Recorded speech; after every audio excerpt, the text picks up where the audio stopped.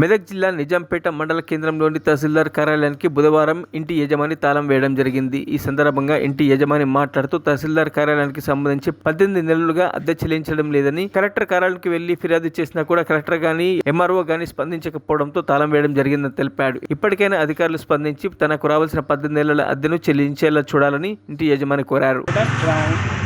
MRO ఆఫీస్కు అద్దెకి ఇచ్చిన ఇల్లు కిరాయి గురించి మాట్లాడుతున్నాను.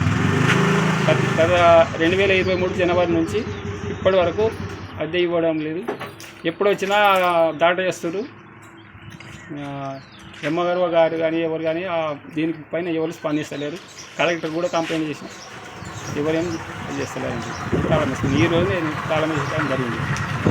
అయినా సమయానికి అద్దె చెల్లించి అధికారులు మాకు సహకరించాలని నేను